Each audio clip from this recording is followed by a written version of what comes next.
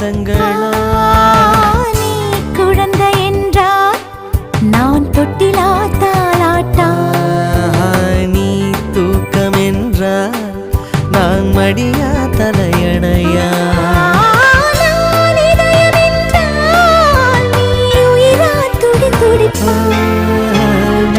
சமையலறையே